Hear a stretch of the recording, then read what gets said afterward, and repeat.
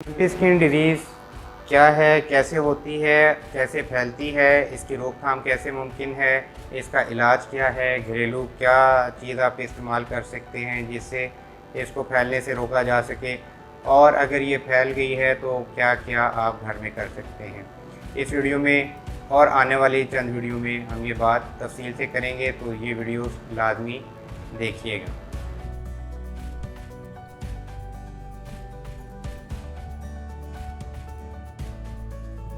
अस्सलाम वालेकुम नाज़रीन, आप देख रहे हैं ज़िंदगी वेटनरी सर्विसेज यूट्यूब चैनल। मैं हूं डॉक्टर सारिम। अगर आपने अब तक हमारा चैनल सब्सक्राइब नहीं किया तो अभी सब्सक्राइब कीजिए और साथ दिए हुए बेल आइकन पर ज़रूर क्लिक कीजिए ताकि हम जब भी कोई नई वीडियो अपलोड करें उसका नोटिफिकेशन आप तक पहुंच सके। शुक्रिया।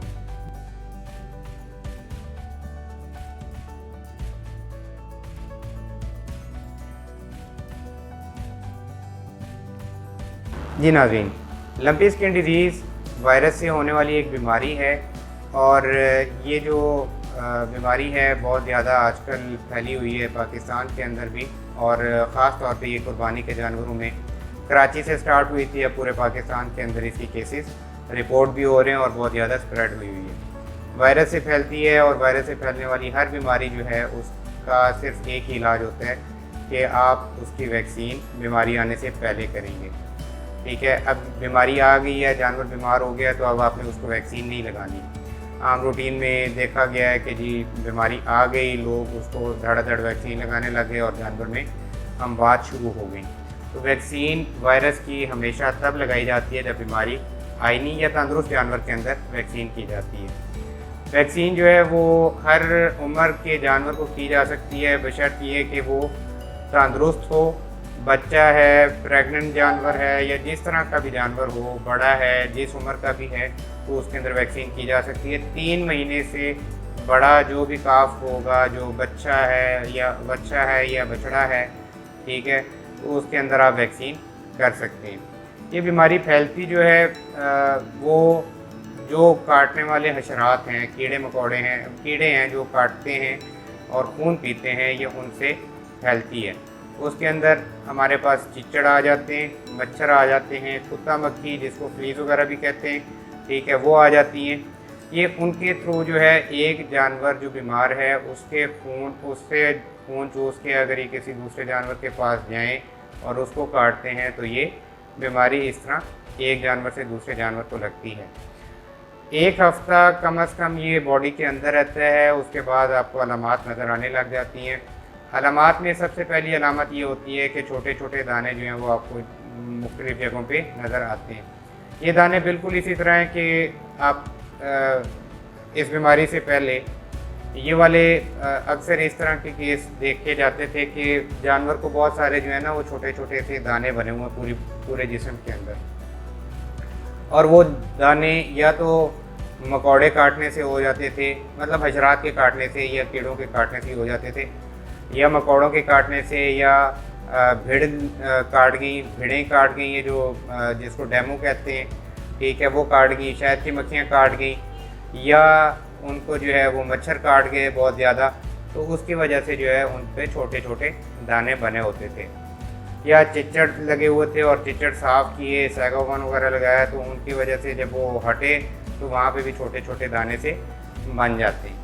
अब इनको और जो बाकी दाने बनते थे उनमें फ़र्क ये होता है कि ये दाने बनने के बाद ये दाने साइज़ में बढ़ना शुरू हो जाते हैं और एक फोड़ा बन जाता है, और फोड़ा बहुत बड़ा सारा बनता है। आपको स्किन के ऊपर हाथ ना भी फेरें तो आपको साफ नज़र आने लग जाता है कि यहाँ पे कोई उभार है, और ये कुछ दिनों के बाद फट जाता है और इसके ऊपर फिर एक झिल्ली आ जाती है जिसको आप खुरुंड कह लें, खुरुंड आ जाता है। तो ये बाकी बीमारियों से या बाकी जो हशरात हैं और बाकी जो आप पहले देखते आए उनसे ये इसमें फ़र्क है। तो जब दाने इसमें बनने शुरू होते हैं तो साथ ही जानवर को बहुत तेज़ बुखार हो जाता है, और बहुत तेज़ बुखार होने के बाद वो खाना पीना छोड़ देगा, ठीक है, फिर ये तेज़ी से 106-107 बुखार हो जाता है इसके अंदर, ठीक है, और जानवर तेज़ी से, एक तो उसकी सेहत गिरने लग जाती है, दूसरा ये है कि जानवर बैठना कम कर देता है। जानवर पूरी पूरी रात पूरा पूरा दिन खड़ा रहेगा, ठीक है। और जब ये बीमारी अपनी पीक पे होती है तो एक एक हफ़्ता, डेढ़ हफ़्ता तक जानवर जो है वो खड़ा रहेगा, बैठेगा नहीं, वो बैठने से कतराता रहेगा। फिर इसके अंदर एक अलामत ये होती है कि इसकी जो झालर होती है उसके अंदर पानी भरने लग जाता है, जिसको हम कहते हैं एडीमा होना शुरू हो जाता है उसके अंदर, ठीक है। और ये जो एडीमा होता है इसको ब्रिस्केट एडीमा कहते हैं। अब ये एडीमा भी एक दो बीमारी और भी हैं उनके अंदर भी होता है, लेकिन जब आउटब्रेक है तो आप ये साइन सिम्टम जो हैं ये इसके साथ रिलेट कर सकते हैं कि ब्रिस्केट एडीमा हो जाता है। अब इसका इलाज क्या है? वायरस की जितनी भी बीमारियां होती हैं, जो वायरल डिजीज़ होती हैं, उनका इलाज कोई नहीं है, उसमें एहतियात वैक्सीन होती है और बीमारी आने से पहले वैक्सीन लगाई जाती है। जो तंदुरुस्त जानवर है उसमें वैक्सीन लगाई जाती है, और जो बीमार हो गया है उसका इलाज नहीं है। जितने दिन ये बीमारी रहनी है, 10 से 14 दिन तक ये बीमारी रहनी है, तो 10 से 14 दिन तक आपने उसको सपोर्ट करना है, उसकी इम्यून सिस्टम को, उसकी मुदाफ़ियत बढ़ानी है, ताकि ये बीमारी उसको इतना लागर ना करे कि वो खाना पीना छोड़ दे और बैठ जाए। इसमें सबसे बड़ा मसला क्या आता है कि बुखार बहुत तेज़ होने की वजह से जानवर खाना पीना छोड़ देता है। तो उसका हल ये है कि आजकल गर्मी बहुत ज़्यादा है, आप सुबह और शाम को 2 टाइम इसको नहलाएं, ताज़े पानी के साथ अच्छी तरह इसको नहलाएं।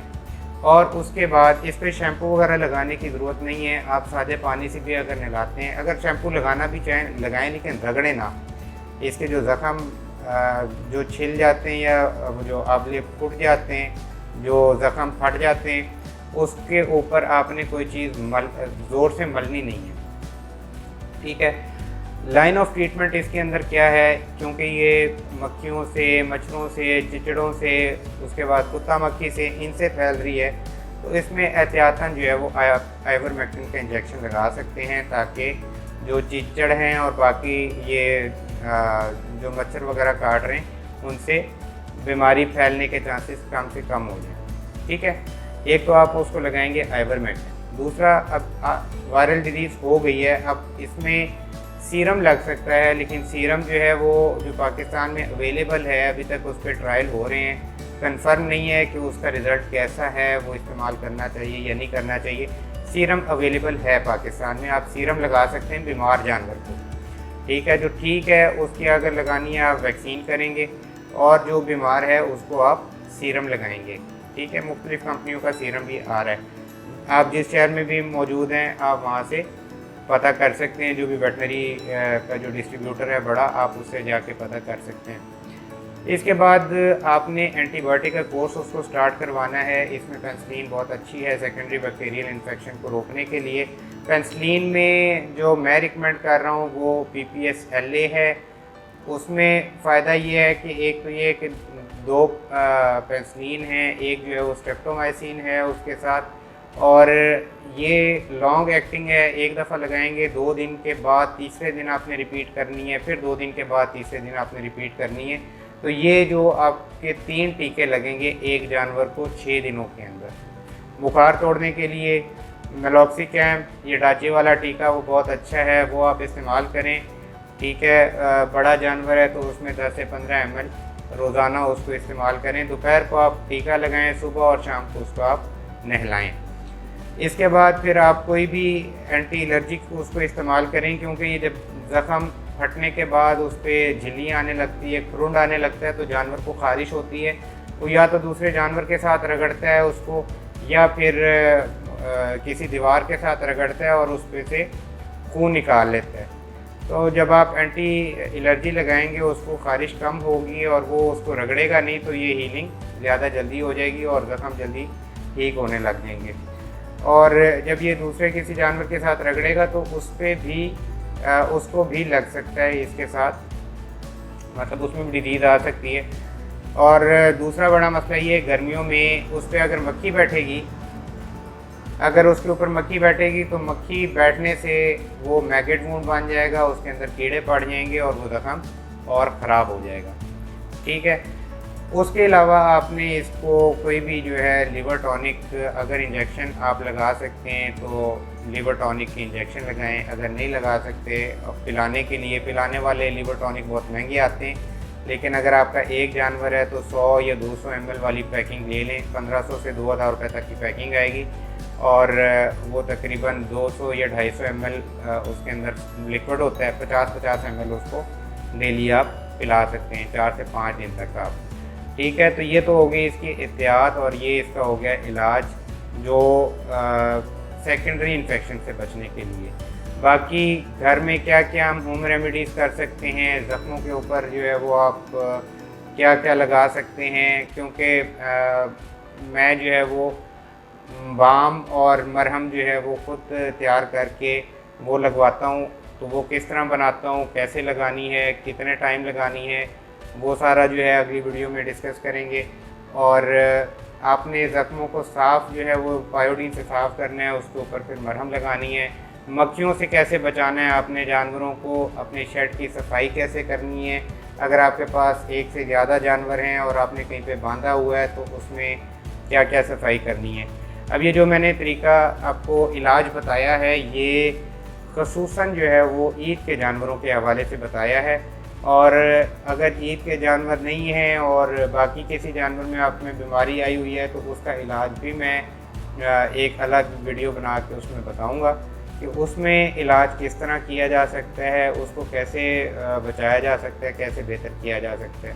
तो ये बहुत लंबा टॉपिक है, एक वीडियो में सारी चीज़ें डिस्कस नहीं हो सकती। मैं अगली वीडियो में आपसे मिलता हूँ, तब तक फ़ी अमान अल्लाह।